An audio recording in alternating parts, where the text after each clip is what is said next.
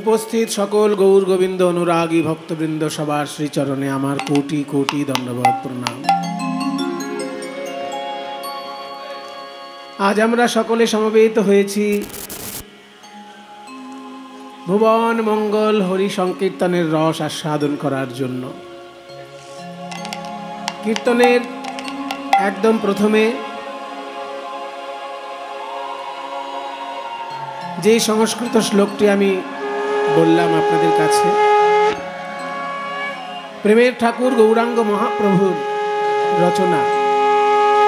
अये नंदतनुज किंकरं पतितं मां विषमे भवाम्बुधौ कृपया तव पाद पंकज स्थित धूलि सदृशं विचिन्तय।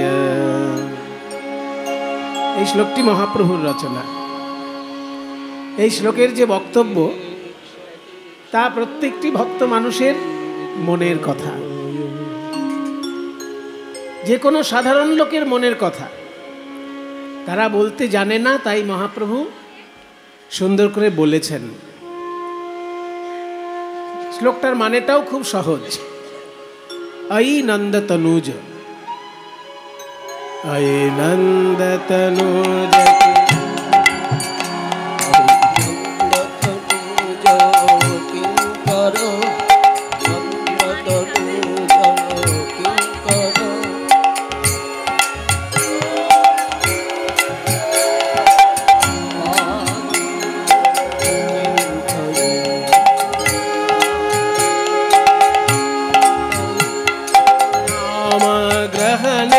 भविष्यति तब नाम ग्रहणे भविष्यति तब नाम ग्रहणे भविष्यति तब नाम ग्रहणे भविष्यति तब नाम ग्रहणे भविष्यति।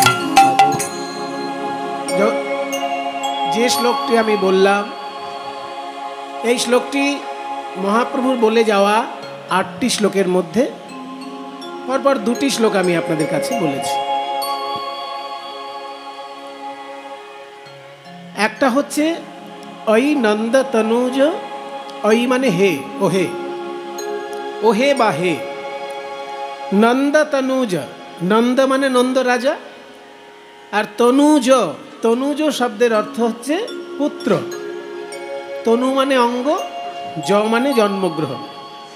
আমাদের অঙ্গ থেকেই তো আমাদের সন্তান জন্মগ্রহণ করে, তাই নন্দরাজার অঙ্গ থেকে যেন শ্রীকৃষ্ণ জন্মগ্রহণ করেছেন এইটা ধরে নেওয়া হচ্ছে। ধরে নেওয়া হচ্ছে মানে বাংলার বৈষ্ণব দর্শনের কিছু কিছু গোপনীয় সিদ্ধান্ত আছে, যেগুলো সকলের কাছে পরিষ্কার নয়, কিন্তু বাংলার বৈষ্ণব দর্শন সম্পর্কে যারা ওয়াকিবহাল তাদের কাছে পরিষ্কার। যেমন সারা পৃথিবীর লোক জানে শ্রীকৃষ্ণ জন্ম নিয়েছেন দেবকীর গর্ভে, আর মানুষ হয়েছেন মা যশোদার কোলে। এটা তো সবার জানা সত্য কথা যে শ্রীকৃষ্ণ কংসের কারাগারে জন্ম নিয়েছিলেন শুভ জন্মাষ্টমীর দিন দেবকীর গর্ভ থেকে, আর তিনি কোলে পিঠে করে বড় হয়েছেন। যার কোলে বড় হয়েছেন সে হচ্ছেন মা যশোদা। এটা সকলের জানা কথা, কিন্তু বৈষ্ণব দর্শনের যে গোপন সিদ্ধান্ত সেটা সকলের জানার কথা নয়। যারা খুব গভীরভাবে বৈষ্ণব দর্শন নিয়ে চিন্তা ভাবনা করে বা সাধু সঙ্গ করে বা পড়াশোনা করে, তারা এগুলো জানে যে যেদিনকে শ্রীকৃষ্ণের জন্ম হয়েছে সেদিন 2টো কৃষ্ণের জন্ম হয়েছে, একই সঙ্গে 2 জায়গায় কৃষ্ণ জন্ম নিয়েছে। এগুলো কিন্তু সবার কাছে জানার কথা নয়। এটা যদি আপনি সাধারণ লোকের কাছে বলতে যান, আপনাকে হয়তো পাগল ভাবতে পারে, কিন্তু গৌড়ীয় বৈষ্ণব দর্শনের এগুলো গোপন সিদ্ধান্ত বা সুচিন্তিত সিদ্ধান্ত যে এক কৃষ্ণ জন্ম নিয়েছেন দেবকীর গর্ভ থেকে, আর এক কৃষ্ণ জন্ম নিয়েছেন যশোদার গর্ভ থেকে। কিন্তু দেবকীর গর্ভ থেকে যে কৃষ্ণ জন্ম নিয়েছেন সেটা সবাই দেখতে পেয়েছে, যশোদার গর্ভ থেকে যে কৃষ্ণ জন্ম নিয়েছেন সেটা সকলের দ্বারা দেখা সম্ভব নয়, অদৃশ্য অবস্থায় জন্ম নিয়েছে। এমনকি বসুদেব যখন নিজের ছেলেকে রাখার জন্য এসেছিলেন যশোদার ঘরের মধ্যে, তখন একটি মেয়েকে দেখেছিলেন, কৃষ্ণকে দেখতে পাননি। কারণ তার কোলে তো তার নিজের পুত্র কৃষ্ণ, আর একটা কৃষ্ণ সে দেখতে পায়নি। আর একটা কৃষ্ণ ওই বিছানাতেই ছিলেন, অদৃশ্য অবস্থায় ছিলেন। যশোদা দেবী একসঙ্গে দুজনকে প্রসব করেছিলেন। নারী কন্যাটিকে বসুদেব দেখতে পাচ্ছে, আর তার পাশেই যে আর এক কৃষ্ণ রয়েছে সেটা বসুদেব দেখতে পাচ্ছে না। এটাই অলৌকিক লীলা। এই অলৌকিক লীলা সকলের জানার কথা নয়, আর সকলের বিশ্বাস করার কথাও নয়, কিন্তু গৌড়ীয় বৈষ্ণব দর্শনের এগুলো গোড়ার কথা। যে কৃষ্ণ জন্ম নিয়েছেন দেবকীর গর্ভে, সে কৃষ্ণ হলেন বিষ্ণুর অবতার কৃষ্ণ। আর যে কৃষ্ণ জন্ম নিয়েছেন যশোদার গর্ভ থেকে নন্দালয়ে, সেই কৃষ্ণ হচ্ছে স্বয়ং গোলক থেকে আসা কৃষ্ণ। গোলক থেকে আসা কৃষ্ণ আর বিষ্ণুর অংশ হিসেবে কৃষ্ণ, এই দুটো কৃষ্ণ দুই জায়গায় জন্ম নিয়েছে। কংসের কারাগারে যে কৃষ্ণ জন্ম নিয়েছেন, তিনি হচ্ছেন বিষ্ণুর অবতার রূপী কৃষ্ণ, যিনি ধর্ম প্রতিষ্ঠা করার জন্য, অধর্ম দূর করার জন্য, দুষ্টের দলন আর শিষ্টের পালন করার জন্য এসেছে। তিনি বিষ্ণুর অংশ, বিষ্ণুর অবতার। তিনি জন্ম নিয়েছেন দেবকীর গর্ভে। আর যিনি সরাসরি গোলক থেকে এসেছেন ভূলোকে, বিষ্ণুর অবতার হিসেবে নয়, সরাসরি গোলক থেকে যিনি ভূলোকে নেমে এসেছেন, তিনি নন্দালয়েই জন্ম নিয়েছেন, নন্দরাজার পুত্ররূপেই জন্ম নিয়েছেন, দেবকীর গর্ভ থেকেই জন্ম নিয়েছেন, কিন্তু সকলের কাছে অদৃশ্য। এমনকি যে বসুদেব নিজের ছেলে কৃষ্ণকে কোলে নিয়ে এসেছে সেখানে, তার কাছেও অদৃশ্য। তাই বসুদেব যখন নিজের ছেলে কৃষ্ণকে রাখলো বিছানায়, সেই সময় যশোদার কৃষ্ণ আর দেবকীর কৃষ্ণ, দুই কৃষ্ণ মিলে মিশে এক কৃষ্ণ হয়ে যায়। তাই সারা পৃথিবীর লোক জানে যে দেবকীর গর্ভে কৃষ্ণ জন্ম নিয়েছেন, যশোদার কোলে বড় হয়েছে। কিন্তু গৌড়ীয় বৈষ্ণব আচার্যগণ সিদ্ধান্ত করেছেন বিভিন্ন শাস্ত্র ঘেটে যে একই দিনে দুই কৃষ্ণ জন্ম নিয়েছে। কংসের কারাগারে যিনি, তিনি বিষ্ণুর অবতার, আর নন্দালয়ে নন্দরাজার বিছানায় মা যশোদার গর্ভে থেকে যিনি এলেন, তিনি হলেন গোলক অধিপতি কৃষ্ণ। একজন এসেছেন দুষ্টের দলন আর শিষ্টের পালন করার জন্য, আর একজন এসেছেন গোলকের লীলা ভূলোকে প্রকাশ করার জন্য। গোলকের লীলা ভূলোকে প্রকাশ করার জন্য, কিন্তু ভূলোকের বিরহ ব্যথা উপলব্ধি করার জন্য। ভূলোকে কখনো বিরহ, যেটা গোলকের লীলা হয় রাধাকৃষ্ণের, সেখানে বিরহের কোনো স্থান নেই। এইটা কিন্তু একটা মজার ব্যাপার। গোলকে রাধাও আছে, কৃষ্ণও আছে, গোলকে রাসলীলা আছে, গোলকে নৌকা বিলাস আছে, গোলকে নৃত্য আছে, গীত আছে, আনন্দ আছে, ফুর্তি আছে, কিন্তু চোখের জল নেই। গোলকে রাধা কৃষ্ণের লীলা চলে, সেখানেও রাসলীলায় নৃত্য হয়, কিন্তু ভূলোকের যে রাসলীলা, সেখানে কৃষ্ণ অদৃশ্য হয়ে যাবার পর গোপীগণ যে ক্রন্দন করেছিলেন, তাকে বলে গোপী গীত। এই ক্রন্দন লীলা গোলকে কখনো সম্ভব হয় না, কারণ গোলকে মায়ার কোনো আধিপত্য খাটে না, যোগ মায়ার কোনো আধিপত্য গোলকে খাটে না, যোগ মায়ার আধিপত্য বৃন্দাবনেই খাটে। এগুলো সব গোড়ার কথা বলছি, একদম গভীর সিদ্ধান্তের কথা বলছি। গোলকেও কৃষ্ণের লীলা হয়, গোলকেও রাসলীলা হচ্ছে, কিন্তু গোলকের রাসলীলা আর ভূলোকের রাসলীলা পার্থক্য কি? গোলকের রাসলীলায় শুধু নাচ গান, কিন্তু ভূলোকের রাসলীলায় নাচ গানের সঙ্গে চোখের জলও আছে। জয়তি তেধিকং জন্মনা ব্রজশ্রেত ইন্দিরা শশ্বদত্রহি দৈত দৃশ্যতাং দীক্ষুতাবকাস্ত্বয়ি ধৃতাশবস্ত্বং বিচ্ছিন্নতে। এই যে 19টা শ্লোক ধরে গোপীগণ ক্রন্দন করেছেন, ভাগবতের দশম স্কন্ধে পাবেন। 31 অধ্যায়ে 19টি শ্লোক আছে, প্রত্যেকটি কান্নার শ্লোক। আরে মশাই, রাসলীলা তো নাচ গানের লীলা বলেই আমরা জানি। যে কোনো সাধারণ কীর্তনের শ্রোতা কি জানে? রাসলীলা মানে নাচ গান। অসাধারণ কীর্তনের শ্রোতার কথা বলছি না, তারা তো জানে সব কিছু, কিন্তু যারা সাধারণ শ্রোতা তারা জানে অন্য লীলায় যদি কীর্তনিয়া 1 ফুট লাফায়, তা রাসলীলায় কীর্তনিয়া 3 ফুট লাফাবে। এই নিয়েই তো আসে সাধারণ শ্রোতা রাসলীলা শুনতে, যে অন্য লীলায় কীর্তনিয়া হয়তো বেশি নাচ বা লাফঝাপ করবে না, কিন্তু রাসলীলা মানেই অন্য লীলায় সে যদি 1 ফুট লাফাচ্ছে, তাহলে রাসলীলায় সে 3 ফুট লাফাবে, এই আশা করে আসে। সাধারণ শ্রোতার কথা বলছি, ভক্ত শ্রোতার কথা বলছি না। আর ভক্ত শ্রোতা কিন্তু জানে যে রাসলীলা মানে শুধু লাফঝাপ নয়, রাসলীলার মধ্যে একটা বিরহের অংশও আছে, কিন্তু সাধারণ শ্রোতার চাপে সেই বিরহের অংশ সব জায়গায় প্রকাশ করা যায় না। এটাই তো পার্থক্য গোলক থেকে ভূলোকের, যে গোলকের রাসলীলায় নাচ গান আছে, হাসি মজাক আছে, কিন্তু চোখের জল নাই, হা কৃষ্ণ বলে ক্রন্দন নেই।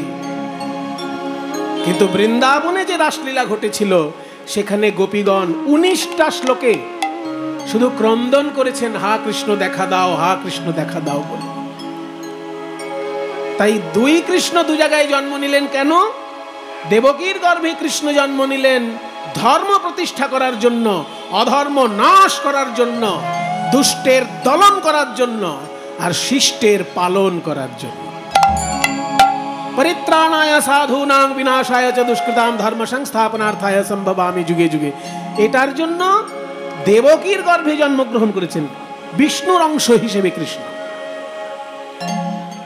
আর একই সময়ে নন্দালয়ে মা যশোদার গর্ভে যিনি প্রকাশ পেয়েছেন, তিনি গোলক থেকে নেমে এসেছেন এই লীলা আস্বাদন করার জন্য। যে লীলা গোলকে কখনো দেখা যায় না, সেই বিরহ লীলা আস্বাদন করার জন্য। এই 2 কৃষ্ণ মিলেমিশে এক হয়ে যায় নন্দালয়ে। ওই জন্য এই শ্লোকটার মধ্যে চৈতন্য মহাপ্রভু যখন কৃষ্ণকে বলছেন, তিনি বসুদেব সুত বলছেন না, তিনি বলছেন নন্দ তনুজ। এইটা ব্যাখ্যা করার জন্য ঘুরে এলাম এতটা। চৈতন্য মহাপ্রভু শ্রীকৃষ্ণকে বলছেন নন্দ তনুজ। নন্দ মানে নন্দ রাজা, আর তনুজ, তনু মানে দেহ, জ মানে জন্ম। নন্দ রাজার দেহ থেকে বা মা যশোদার দেহ থেকে যেন কৃষ্ণের আবির্ভাব ঘটেছে। কোন কৃষ্ণ? গোলকের কৃষ্ণ। বিষ্ণুর অংশ হিসেবে কৃষ্ণ নয়, বিষ্ণুর অংশ হিসেবে যে কৃষ্ণ, তিনি দেবকীর গর্ভে জন্ম নিয়েছেন। তাই বলছেন ওই নন্দ তনুজ, মানে হে নন্দ রাজার পুত্র কৃষ্ণ। ওই নন্দ তনুজ কিঙ্করং পতিতং মাং বিষমে ভবাম্বুধৌ। ওই নন্দ তনুজ মানে ওগো নন্দ রাজার ছেলে। কিঙ্করং, কিঙ্কর, কিঙ্কর মানে কি? কিঙ্কর মানে চাকর। কিঙ্কর মানে কি করব।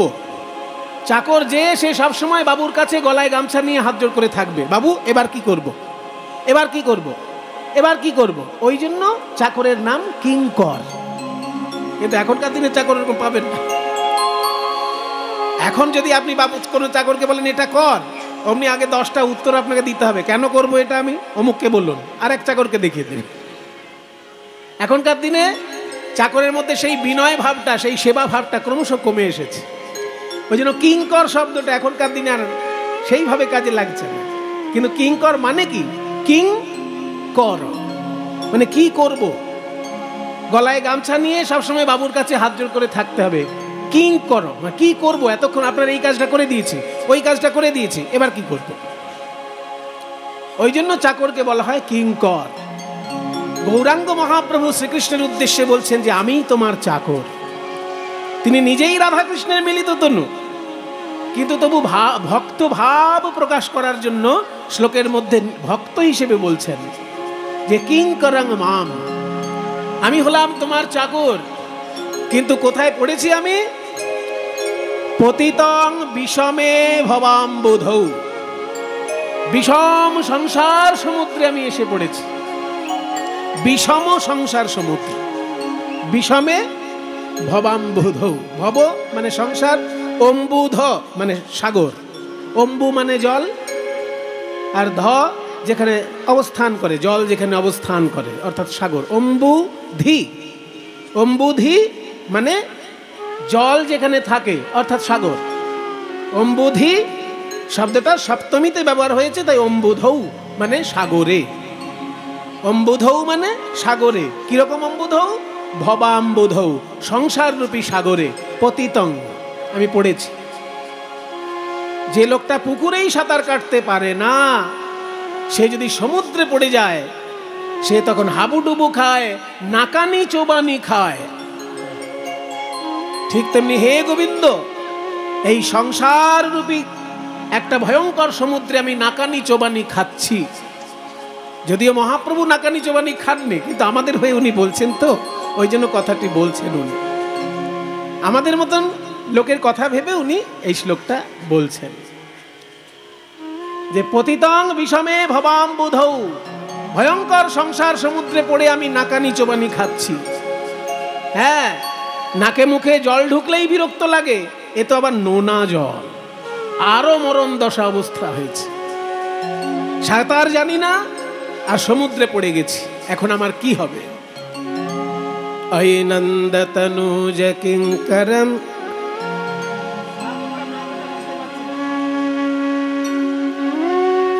ঐনন্দতনুজ কিঙ্করং পতিতং মাং বিষমে ভবাম্বুধৌ, আমি সংসার রূপী সমুদ্রে পড়ে হাবুডুবু খাচ্ছি। কৃপয়া, কৃপয়া মানে কৃপা করে, তব পাদ পঙ্কজ স্থিত ধূলি সদৃশং বিচিন্তয়, কৃপা করে তোমার চরণ কমলে সংলগ্ন যে ধূলি, সেই ধূলি হিসেবে আমাকে তুমি চিন্তা করো। তার মানে চরণ ধূলি হিসেবে তুমি আমাকে তোমার চরণে রাখো, তাহলে এই সংসার সমুদ্রে আর আমি নাকানি চোবানি খাবো না।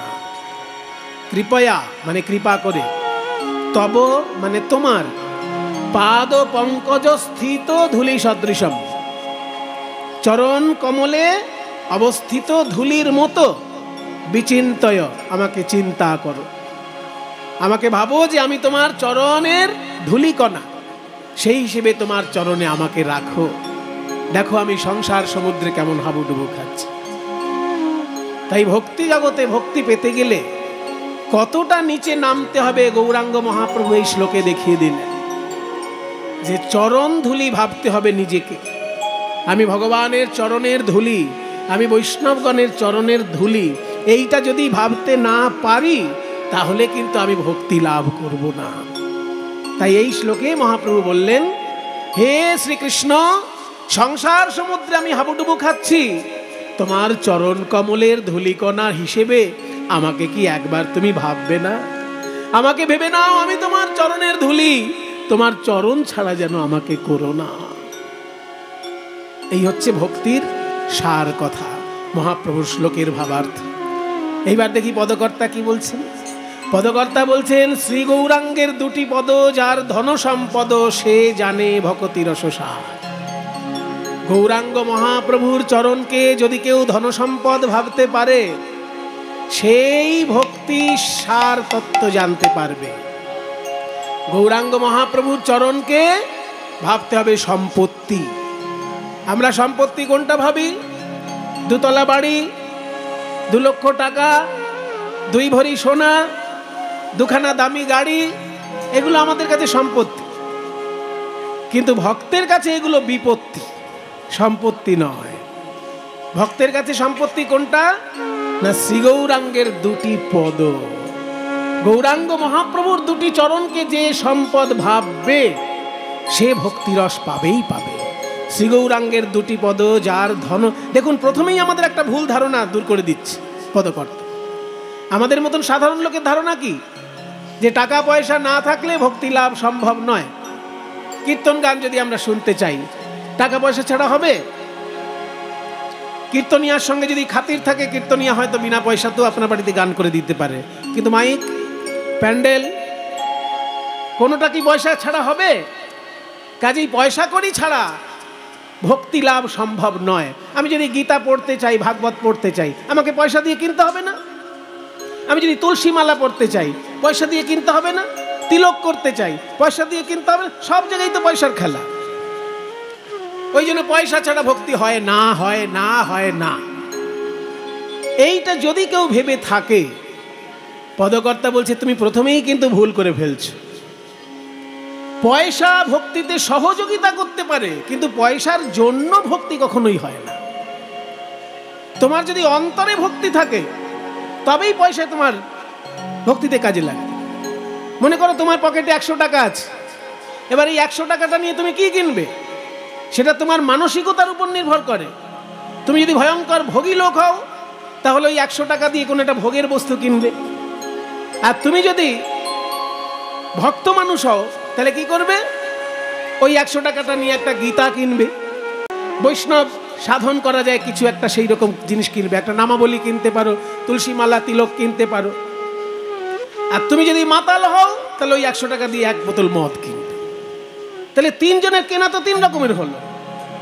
একজন তুলসী মালা কিনলো, গীতা কিনলো, আর একজন মদের বোতল কিনলো, আর একজন একটা দামি খাবার কিনলো। তার মানে সত্যগুণ, রজগুণ, তমগুণ।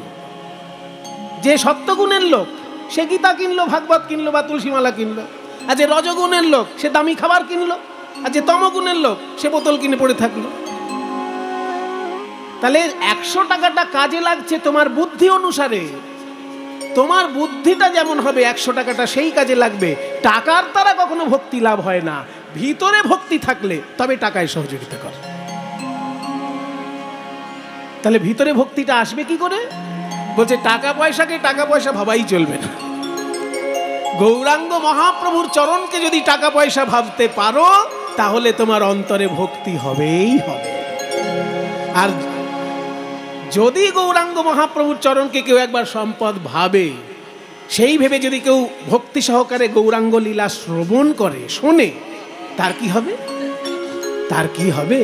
গৌরাঙ্গ মধুর লীলা যার কর্ণে প্রবেশ, আমার গৌরাঙ্গ মধুর লীলা যার কর্ণে প্রবেশিলা, হৃদয় নির্মল ভেল তার, হৃদয় নির্মল ভেল তার। গৌরাঙ্গ লীলা যদি কেউ প্রাণ ভরে শোনে তার কি হবে জানো?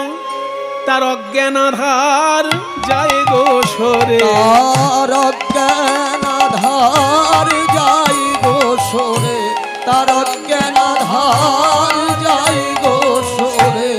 কেউ গৌর লীলা শ্রবণ করে, তার অজ্ঞান আধার যাই গো সরে, গৌর লীলা শ্রবণ করে। গুরু চরণ হৃদে ধরে গৌর লীলা শ্রবণ করে, গুরু চরণ হৃদে ধরে। ওই গৌর লীলা শ্রবণ করে, গুরু চরণ হৃদে ধরে। তার অজ্ঞান আধার যাই গো সরে, হৃদয় নির্মল ভেল তার। যদি কেউ প্রাণ ভরে গৌরাঙ্গ মহাপ্রভুর লীলা শ্রবণ করে তার অজ্ঞান অন্ধকার দূর হয়ে যায়। আর যদি কোনো মানুষের অজ্ঞান অন্ধকার দূর হয় বাবা, হয়ে গেল তার মনুষ্য জন্ম ধন্য। কারণ আমরা অজ্ঞান অন্ধকারের মধ্যে পড়ে থাকি বলেই পশু হয়ে থাকি, মানুষ হতে পারি না। আর যদি অজ্ঞান অন্ধকার দূর হয়ে যায় তখন পশু থেকে আমরা মানুষ হয়ে যাই। কোথায় লেখা আছে? গীতায় লেখা আছে, দম্ভ দর্প অভিমানস্য। ভগবান বলছেন না, ক্রোধ পারুষ্যমেব চ। অসুরের বৈশিষ্ট্য কি কি? অসুর কি আর ওই জঙ্গলে বড় বড় দাঁত আর বড় বড় শিং? ওগুলো আপনার কল্পনা। অসুর আপনার সমাজেই আছে। রাস্তাঘাটে চলতে ফিরলেই অসুর দেখতে পাবেন। অসুরের বৈশিষ্ট্য কি? বলছে এই 6টি জিনিস যার মধ্যে দেখবে সেই অসুর। দম্ভ, দম্ভ জিনিসটা যার মধ্যে ফুটে উঠবে জানবেন অসুর। সে শরীরটা মানুষের হতে পারে কিন্তু অসুরের স্বভাব দম্ভ। দর্প, অহংকার করে সবসময় কথা বলা, দম্ভ দর্প। অভিমানস্য, অন্যের থেকে নিজেকে বড় মনে করা, অভিমান। মানে অন্যের যা সম্মান তার থেকে বেশি আমার সম্মান, এই ভাবটা যে ভাবে তাকে বলে অভিমান। দম্ভ দর্প অভিমানশ্চ, দম্ভ দর্প অভিমানশ্চ। ক্রোধ, সবসময় রাগ, সবসময় রেগেই আছে, সবসময় ঝগড়া করতেই আছে, এইরকম স্বভাবের যদি কেউ থাকে, সবসময় রেগেই আছে। ও কৃষ্ণদা, আমাদের দলের মধ্যে কে আছে গো এমন?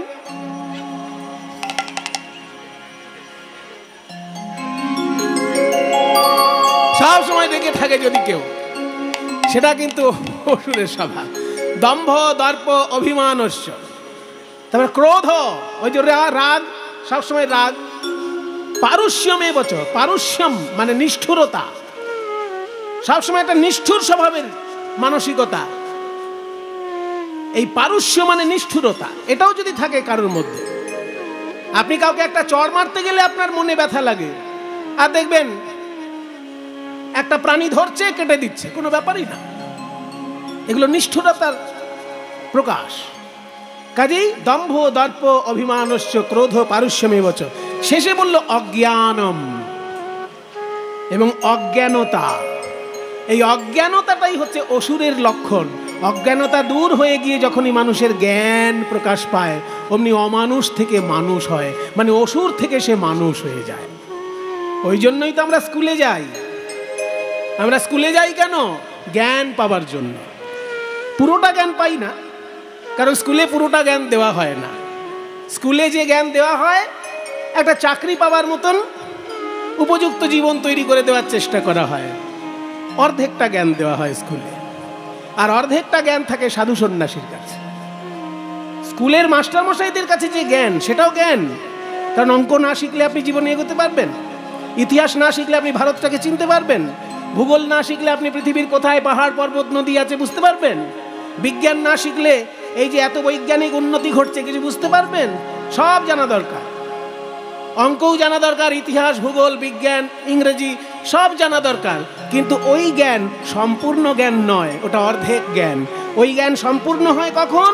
যখন ওই সব জ্ঞান অর্জন করার পর একজন ঠিক ঠিক সাধুর সঙ্গ পায়, তখন তার জীবনটা পরিপূর্ণ জ্ঞানে হয়ে যায়। কারণ সাধুর কাছে যে আধ্যাত্মিক জ্ঞান থাকে, সেই আধ্যাত্মিক জ্ঞানটা কিন্তু আপনি বিদ্যালয়ে গেলে পাবেন না। বিদ্যালয়ে আপনি চাকরি করার মতন জ্ঞানগুলো অর্জন করতে পারবেন। আধ্যাত্মিক জ্ঞান অর্জন করতে গেলে সাধু সঙ্গ চাই, শাস্ত্র চর্চা চাই। তাই জ্ঞান যদি কারোর উদয় হয়ে যায় বাবা, সে অসুর থেকে মানুষ হয়ে যায়, মানে পশু থেকে মানুষ হয়ে যায়। আর মানুষ হবার পর যদি আরো জ্ঞান হয়ে যায়, তাহলে সে দেবতা হয়ে যায়, তাহলে সে দেবতা হয়ে যায়। ওই জন্য পদকর্তা বলছে, গৌরাঙ্গ মহাপ্রভুর লীলা যদি কেউ প্রাণ ভরে শোনে, তার অজ্ঞান অন্ধকার দূর হয়ে যায়। হৃদয় নির্মল ভেলো তার, হৃদয় নির্মল ভেলো তার। দেখুন মায়েরা, আমরা কিন্তু দুটো নতুন কথা শুনলাম। আমাদের ধারণা ছিল পয়সা কড়ি ছাড়া ভক্তি হয় না। পদকর্তা বলছে ভক্তি থাকলে তবে পয়সা কড়ি কাজে লাগে। তো ভক্তিটা হবে কি করে? গৌরাঙ্গ মহাপ্রভুর চরণকে যদি কেউ ধন সম্পত্তি ভাবে তবে। দ্বিতীয় কথা বললো যে গৌরাঙ্গের লীলা যদি কেউ শোনে, তাহলে তার অজ্ঞান অন্ধকার দূর হয়। অজ্ঞান অন্ধকার দূর হলে কি হয়? সে অমানুষ থেকে মানুষ হয়ে যায়, আর মানুষ থেকে দেবতাও হয়ে যেতে পারে। এরপর বলা হচ্ছে গৌরাঙ্গ মহাপ্রভুর নাম যদি কেউ মুখে বলে, তার কি হবে?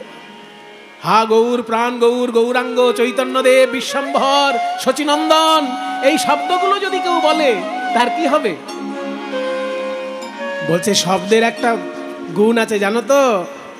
এক্ষুনি যদি তোমাদেরকে বলতে বলি একটা শব্দ উচ্চারণ করো দেখি, সবাই করতে পারবে না। দেখবেন কিছুক্ষণ বলার পর আর বলতে পারবেন না। আমি বলে দিচ্ছি, সবাই বলুন তো, 50 বার বলুন দেখি। তেঁতুল। দেখুন 5 বার বলার পর আর বলতে পারবেন না। তেঁতুল, তেঁতুল, তেঁতুল, তেঁতুল, তেঁতুল, তেঁতুল, তেঁতুল। মুখে কিরকম জল চলে আসছে। কেন মুখে জল চলে এলো? আমি তো তেঁতুল খাচ্ছি না, তেঁতুল বলছি। তেঁতুল বলছি, কিন্তু তেঁতুল শব্দটার এতখানি ক্ষমতা যে তেঁতুল বলার সঙ্গে সঙ্গে তেঁতুলটা মনে উদয় হয়েছে, অমনি মুখটায় টক ভাব এসে মুখটা জলে ভরে গেল। তাহলে তেঁতুল শব্দের যদি ক্ষমতা হয় মুখে জল এনে দেবার, তাহলে গৌরাঙ্গ শব্দের ক্ষমতা হবে না চোখে জল এনে দেবার? যদি হা গৌর প্রাণ গৌর বলে কেউ বারবার ডাকে, কখন যে তার চোখে জল চলে আসবে সে বুঝতে পারবে না। যে গৌরাঙ্গের নাম লয় তার হয় প্রেম উদয়। যে গৌরাঙ্গের নাম লয় আর হয় প্রেম উদয়।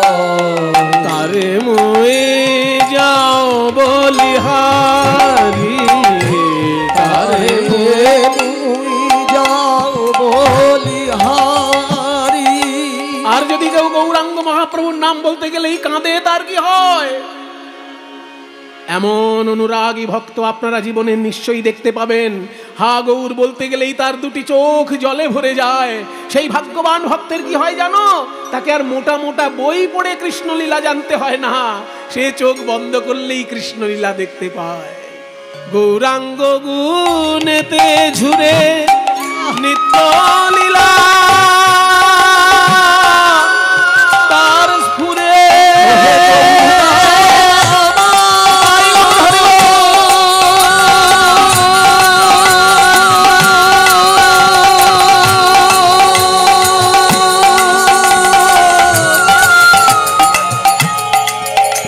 ওহে প্রাণ গৌরাঙ্গ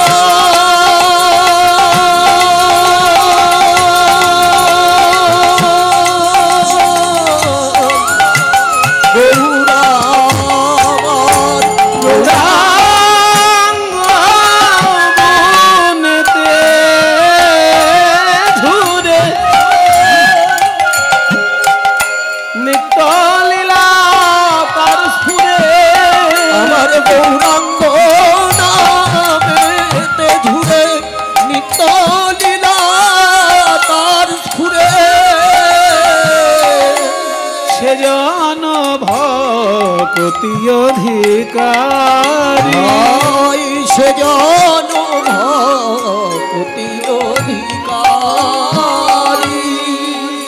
কি সুন্দর আখর দিয়েছেন রথীন ঘোষ মহাশয়। আখরগুলো রথীন ঘোষ মহাশয়। বলি নাম নিতে যার নয়ন ঝরে, নাম নিতে যার নয়ন ঝরে, সে নিত্য লীলা দেখে অন্তরে। নাম নিতে যার নয়ন ঝরে, ওই নিত্য লীলা দেখে অন্তরে। গৌর নামে কাঁদতে পারে, ওই নিত্য লীলা দেখে অন্তরে বলে কাঁদতে পারে। নিত্য লীলা দেখে অন্তরে বলে কাঁদতে পারে। ওই নাম নিতে যার নয়ন ঝরে, সেজন ভক্তি অধিকারী। দেখুন মায়েরা, একটা গান গাইছি, গানটা কিন্তু এখনো সম্পূর্ণ হয়নি, অর্ধেকটা গেয়েছি, এখন অর্ধেকটা বাকি আছে। এই একটা গানের মধ্যেই অর্ধেকটা অংশেই চারখানা তত্ত্ব শুনিয়ে দিল, চারটে নতুন কথা শুনিয়ে দিল। আমাদের ধারণা ছিল পয়সা ছাড়া ভক্তি হয় না, সেই ধারণাটাতেই কুঠারাঘাত করল, যে ভক্তি হলে তবে পয়সা ভালো কাজে লাগে, তা নাহলে মন্দ কাজে পয়সা খরচা হয়ে যায়। ভক্তিটা হবে কি করে? গৌরাঙ্গের চরণকে যদি কেউ সম্পদ ভাবে। দ্বিতীয় কথা শোনালো যে গৌরাঙ্গ লীলা যদি কেউ শোনে তার মন পরিষ্কার হয়ে যায়। মন পরিষ্কার হলে কি হয়? অমানুষ হলে সে মানুষ হয়, আর মানুষ হলে সে দেবতা হয়ে যায়। তৃতীয় কথা শোনালো গৌরাঙ্গের নাম যদি কেউ মুখে বলে, যেমন তেঁতুল মুখে বললে মুখ জলে ভরে যায়, তেমনি গৌরাঙ্গ নাম কেউ মুখে বললে হৃদয়ে বিশুদ্ধ প্রেমে ভরে যায়, চোখে জল আসতে পারে। আর গৌরাঙ্গ চতুর্থ কথা বলল, গৌরাঙ্গের নাম বলে যদি কেউ কাঁদতে পারে, হৃদয় মাঝে সে একের পর এক নিত্যলীলা দর্শন করতে পারে। চারটে নতুন কথা শুনলাম অর্ধেকটা গানে। এই হলো বৈষ্ণব পদাবলী। এইবার বাকি অংশে আবার বলছে সাবধান সাবধান। গৌরাঙ্গ মহাপ্রভুর মহিমা শুনে কেউ শুধু আবার গৌরাঙ্গ ভক্ত হয়ে যেও না, গৌরাঙ্গের পার্ষদ যারা তাদেরকে কিন্তু ভুলে যেও না। তাহলে অপরাধ হয়ে যাবে। মনে করুন গৌরাঙ্গ মহাপ্রভুকে আপনি খুব ভালোবাসেন, কাউকে দেখা হলেই বলেন জয় মহাপ্রভু, আর একজন এসে আপনাকে হাত জোড় করে বলল জয় নিতাই, আপনি তাকে উত্তরই দিলেন না। জয় নিতাই বলল একজন, আপনি তাকে জয় নিতাই না বলে জয় মহাপ্রভু বলে দিলেন। তাহলে হলো কি? নিত্যানন্দ নামটাকে অসম্মান করা হলো না? আপনার যদি সারা জীবন জয় মহাপ্রভু বলা অভ্যাস, আপনার যদি গুরু বলে থাকে যাকেই দেখবে মহাপ্রভু বলবে, ভালো কথা, কিন্তু যে আগে আপনার কাছে জয় নিতাই বলেছে তাকে আগে আপনি জয় নিতাই বলে দিন, তারপরে বলুন জয় মহাপ্রভু। আর তা নাহলে যিনি জয় নিতাই বললেন আপনি জয় নিতাই উত্তরটা না দিয়ে যদি হরে কৃষ্ণ বলেন বা মহাপ্রভু বলেন, তাহলে জয় নিতাইকে অসম্মান করা হলো। বৈষ্ণব জগতে কিন্তু আপনার অপরাধ হয়ে গেল। কারণ মহাপ্রভুর যতটা ক্ষমতা, নিত্যানন্দের ততটাই ক্ষমতা, সেটা মহাপ্রভু নিজে মুখে ঘোষণা করেছেন রাঘব পণ্ডিতের কাছে। রাঘব পণ্ডিত কোথায় থাকতে জানেন তো? কোথায়? যেখানে চিড়ে দইয়ের মহোৎসব হয় জ্যৈষ্ঠ মাসে, হ্যাঁ, পানিহাটিতে থাকতেন রাঘব পণ্ডিত। তাকে মহাপ্রভু বলেছিলেন, শুনো শুনো ওহে রাঘব, তোমায় গোপ্য কই, গোপ্য মানে গোপনীয় কথা, গোপ্য, তোমায় গোপ্য কই, আমার দ্বিতীয় নাই নিত্যানন্দ বই। নিত্যানন্দ ছাড়া আমার কেউ দ্বিতীয় নেই, এটা রাঘব পণ্ডিতকে মহাপ্রভু বলেছেন। তাহলে হলো কি? মহাপ্রভুও যেমন আমার কাছে নিতাইও তেমন। এবার কেউ যদি জয় নিতাই বলল, আপনি তাকে জয় নিতাই বললেন না, বলে দিলেন জয় রাধে, তাহলে তো জয় নিতাই শব্দটাকে অসম্মান করা হয়ে গেল। ওই জন্য বৈষ্ণব জগতে খুব সাবধানভাবে পা ফেলতে হবে। আপনি যদি সারা জীবন জয় রাধে বলে অভ্যস্ত থাকেন, হরে কৃষ্ণ বলে অভ্যস্ত থাকেন, ভালো কথা, কিন্তু কেউ যদি আপনাকে বলেন জয় নিতাই, আগে আপনি তাকে জয় নিতাই বলে নিন, তারপর জয় রাধে বলুন বা হরে কৃষ্ণ বলুন। তা না হলে কিন্তু নিত্যানন্দকে অসম্মান করা হয়ে গেল। আর গৌরাঙ্গকে ভালোবাসতে গিয়ে নিত্যানন্দকে যদি অসম্মান করে ফেলো, অদ্বৈত আচার্যকে যদি অসম্মান করে ফেলো, তাহলে কি হবে জানো? একটা গল্প বলতে হবে। তাই একেতে বিশ্বাস আর অন্য অসম্মান, অর্ধ কুক্কুটিকা নেয় তোমার প্রমাণ। এই গল্পটা চৈতন্য চরিতামৃত থেকে বলছি। চৈতন্য চরিতামৃত যেমন খুব কঠিন কঠিন তত্ত্ব কথা আছে, তেমনি মজার কথাও আছে। এটা মজার গল্প। একজনের একটা মুরগি ছিল, বুঝলেন, মুরগি ঘন ঘন ডিম পাড়ে। আর তার পাশের বাড়িতে এক বন্ধুর মুরগি আছে, সে মোটেই ডিম পাড়ে না। এবার যার মুরগি ঘন ঘন ডিম পাড়ে, সে ডিম বিক্রি করছে, রাতারাতি বড় লোক হয়ে যাচ্ছে। আর যার মুরগি ডিম পাড়ছে না, তার মনটা খারাপ হয়ে যাচ্ছে। তা যার মুরগি ডিম পাড়ছে না, সে একদিন ওই ভাগ্যবান বন্ধুর কাছে গিয়ে বলছে, তুই এত ভাগ্যবান, তোর মুরগিটা ঘন ঘন ডিম দিচ্ছে, হ্যাঁ, কত টাকা আয় করছিস তুই, আর আমার এক অপয়া মুরগি জুটেছে, বেটা ডিমই পারে না, কিন্তু তোর বুদ্ধি ভালো না, তাই তাড়াতাড়ি বড় লোক হলি না। আমার কাছে যদি বুদ্ধি নিবি তাহলে তাড়াতাড়ি বড় লোক হয়ে যাবে।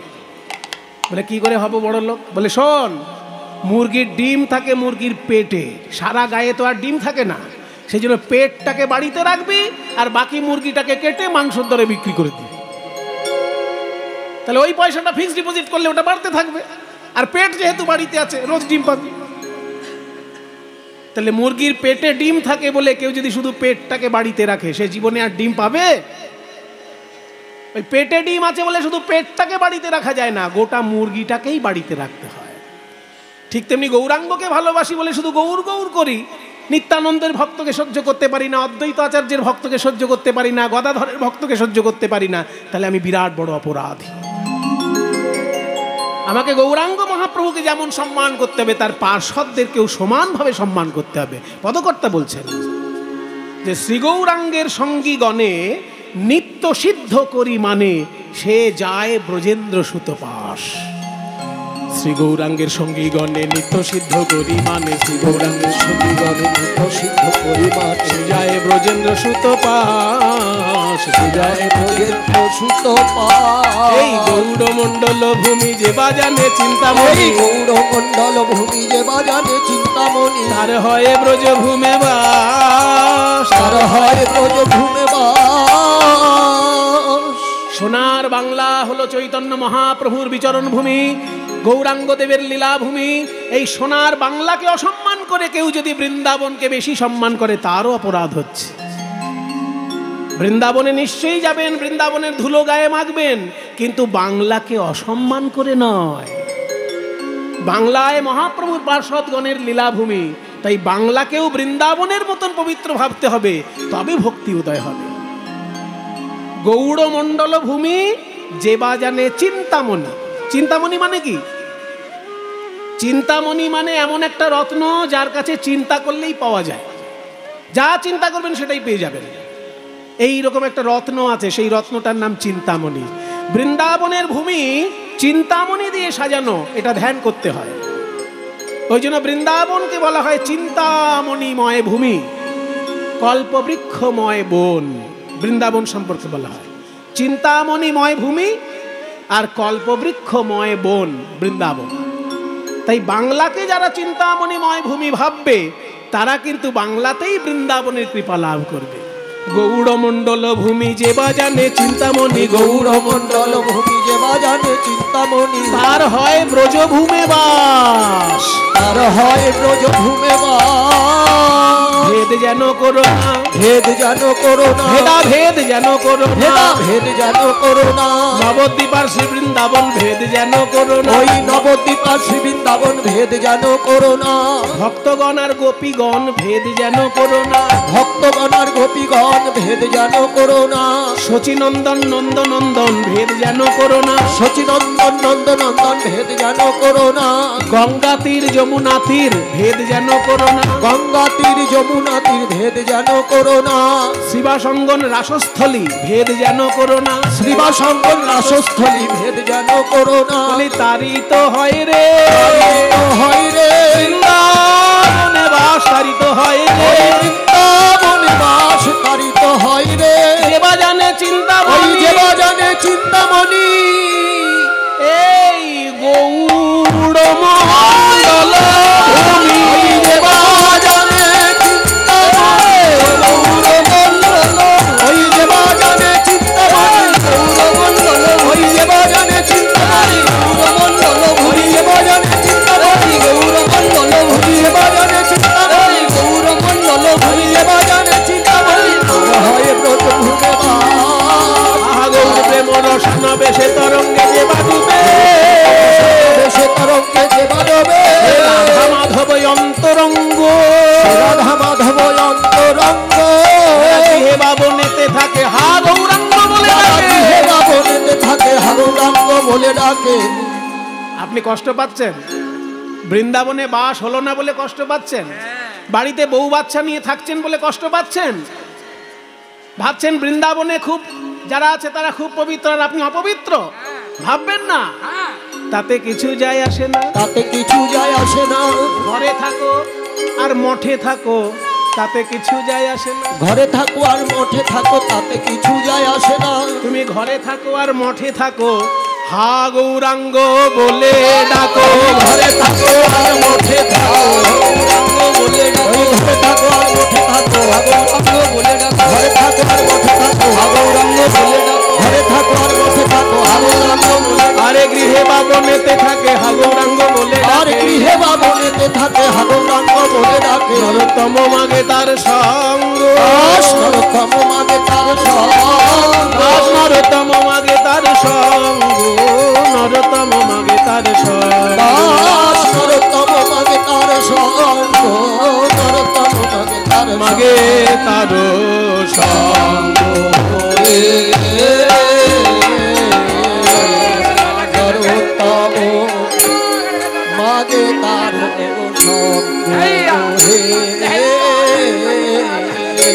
নরোত্তম মাগে তার সঙ্গ।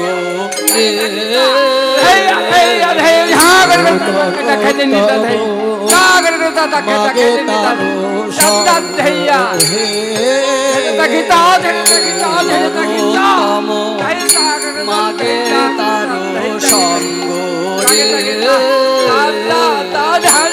নরোত্তম মাগে তার সঙ্গ হে। ও নরোত্তম মাগে তার সঙ্গ, নরোত্তম মাগে তার সঙ্গ।